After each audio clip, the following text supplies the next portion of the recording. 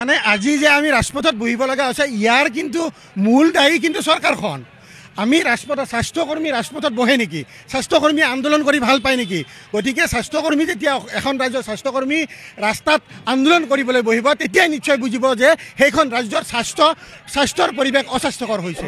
গতিকে আজি আমি ইয়াতে ৰাজপথত বহি আমাৰ ন্যায্য প্ৰাপ্যৰ বাবে দাবী কৰিব লগা হোৱাটো চৰম দুৰ্ভাগ্যজনক কথা।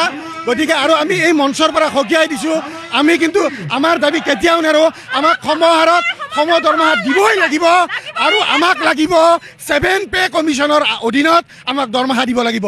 আমাৰ এই দুটাই মূল দাবী, আৰু বাকী সৰু সুৰা দাবী চৰকাৰে এনেও মানিব, কিন্তু এই মূল ঘাই দাবী দুটা যদিহে চৰকাৰে নেমানে অনাগত দিনত কিন্তু আমি এই ধৰ্ণা প্ৰতিবাদ কাৰ্যসূচী আগবঢ়াই লৈ যাম। আমি কিন্তু অসমৰ প্ৰায় 22,000 কৰ্মচাৰী বদ্ধপৰিকৰ হৈছোঁ যে আমি আমাৰ ন্যায্য প্ৰাপ্যৰ বাবে কিন্তু এইবাৰ নেকান্দো। এইবাৰ আমি কিন্তু সংকল্পিত হৈছোঁ যে আমি আজৰি হ'লেও আনিবলৈ বাধ্য হ'ম। আমাকো মানে স্বাস্থ্যমন্ত্ৰীজনে আমাক আঁচনিভুক্ত কৰাৰ নিচিনা কথা কৈছে। তেখেতে কৈছে যে অহা ইলেকশ্যনত জিকিলেহে বোলে আমাৰ দাবীবিলাক তেওঁলোকে মানি ল'ব। আৰে কেনেকুৱা কথা? আপুনি ইলেকশ্যন জিকক নিজিকক, আমি স্বাস্থ্যখণ্ডৰ ৰাজ্যৰ স্বাস্থ্যখণ্ডৰ কৰ্মচাৰী, আমি আমাৰ ন্যায্য প্ৰাপ্য বিচাৰিছোঁ। তাতে যদি আপুনি কয় আপুনি অহা বছৰ ইলেকশ্যন জিকিলে আমাৰ কামখিনি কৰি দিব, এয়া কেনেধৰণৰ উত্তৰ হ'ব পাৰে? তাৰ উদাহৰণস্বৰূপে আমি তেনেকুৱা কথা কৈছিলোঁ। আমি 1250 টকাৰ বিৰোধী আমি কেতিয়াও নহয়, অসমৰ ৰাইজে পাব লাগে যাক প্ৰয়োজন আছে, কিন্তু আমাক লাগে, আমাক ন্যায্য প্ৰাপ্য লাগে, আমাক আমাৰ দৰমহা লাগে। আমাৰ ৰেগুলাৰ কৰ্মচাৰীজনে একেখন টেবুলত বহি মোৰ নিচিনাকৈ যিখিনি দৰমহা পায়, ময়ো সেইখন টেবুলত বহি এই ঠিকাভিত্তিক চাকৰি কৰি একে দৰমহা পাব লাগে, কাৰণ এইটো সুপ্ৰিম কোৰ্টৰ ৰুল আছে, ভাৰ্ডিক আছে বহুতো। আমি 7 পে কমিশ্যনৰ আধাৰত আমি আমাৰ দৰমহাবিলাক পাব লাগে। আমাৰ স্পষ্ট দাবী এই দুটাই দাবী।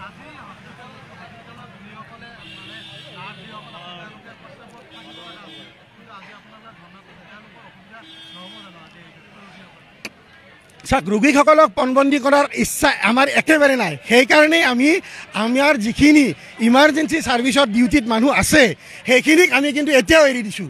সেইখিনিক আমি চিকিৎসালয়ত থাকি কৰ্তব্য পালন কৰাৰ নিৰ্দেশনা SOP ইতিমধ্যে জাৰি কৰা হৈছে।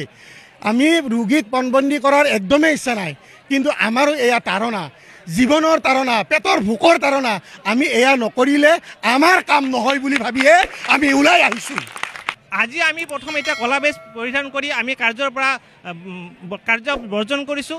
এনেকৈ আমি 3 দিন চলিব, তাৰপিছতো যদি চৰকাৰে নামানে তেনেহ'লে আৰু আমি এতিয়ালৈকে কিন্তু আমি যিখিনি ইমাৰ্জেঞ্চি ছাৰ্ভিচ বন্ধ কৰা নাই, কিন্তু সেইটো বন্ধ কৰিব লগা হ'লেতো অসমৰ কি পৰ্যায় হ'ব আপোনালোকে ভাবি চাওক।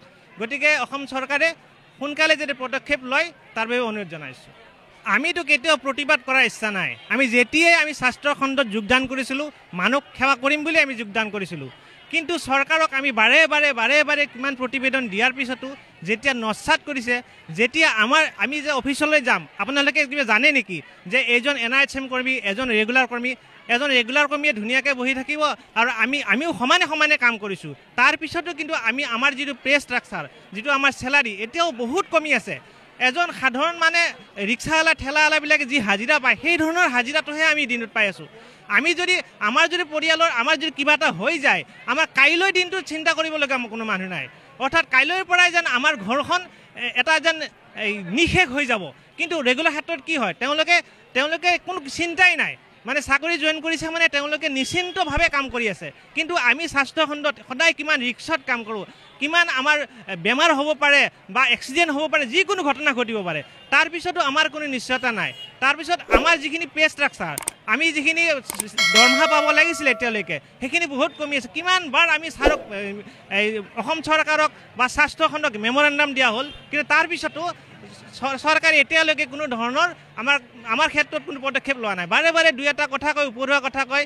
এনেকুৱা কথাৰেতো নচলিব নহয়, কিবা এনেকুৱা সাধাৰণ কথাৰে চলিব নেকি? তেখেতে লিখিত দিয়ক, আমিতো প্ৰতিবাদ উঠাই ল'ম, আজিয়ে উঠাই ল'ম।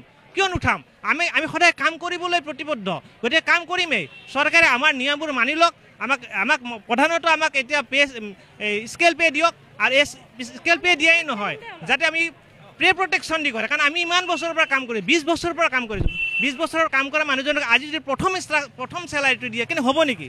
গতিকে সেই ধৰণে পে যাতে তেওঁলোকে ৰক্ষা কৰি আমাক দিয়ে, চেলাৰী দিয়ে, তাৰপিছত আমাৰ জীৱন সুৰক্ষিত হয়, আমি যাতে সকলোৱে শুদ্ধ মানে আনন্দৰে কাম কৰিব পাৰোঁ। সদায় আমি সদায় ঘৰৰ পৰা ভাবি আহোঁ যাতে আমি আজি ভালকৈ কাম কৰিম। কাম কৰাত আমাৰ কোনো উৎসাহৰ অভাৱ নাই। সদায় আমি ভালকৈ কাম কৰোঁ। আৰু আমি চাব আপুনি ৰেগুলাৰ কৰ্মচাৰী আৰু আমাৰ এনআৰ শ্ৰমিক কৰ্মী সদায় ওপৰত থাকে, যিকোনো কামৰ ক্ষেত্ৰত ওপৰত থাকে।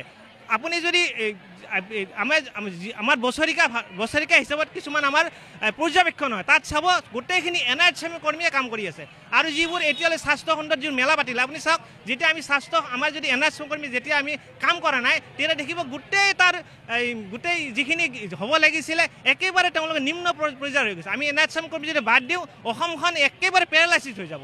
গতিকে অসম চৰকাৰ বিশেষকৈ হিমন্ত বিশ্ব ডাঙৰীয়াই যাতে আমাৰ কথা শুনে আৰু আমি কোনো এনেকুৱা ধৰণৰ প্ৰতিবাদত যাতে আহিব লগা নহয়, গতিকে তেখেতে পদক্ষেপ লওক, তাৰ বাবে আমি তেখেতক অনুৰোধ জনাইছোঁ।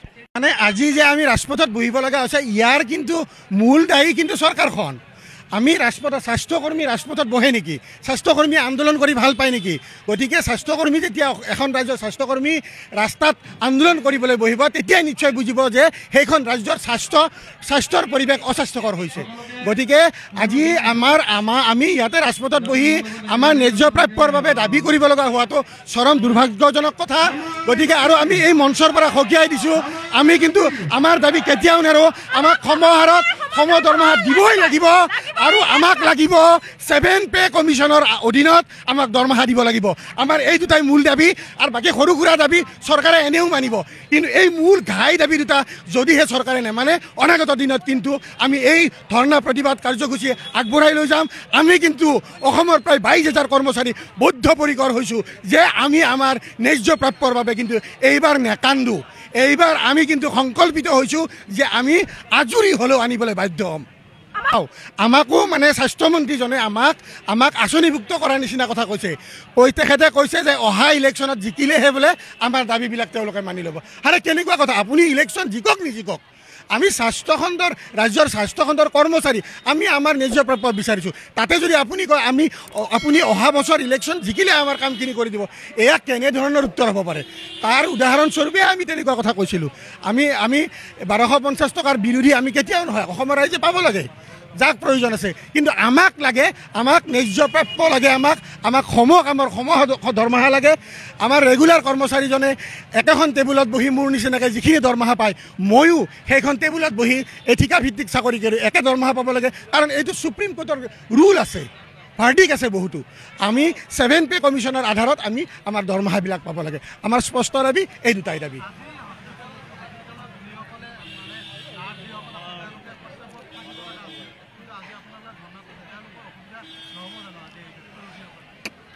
চাওক, ৰোগীসকলক পণবন্দী কৰাৰ ইচ্ছা আমাৰ একেবাৰে নাই। সেইকাৰণেই আমাৰ যিখিনি ইমাৰ্জেঞ্চি ছাৰ্ভিচত ডিউটিত মানুহ আছে, সেইখিনিক আমি কিন্তু এতিয়াও এৰি দিছোঁ।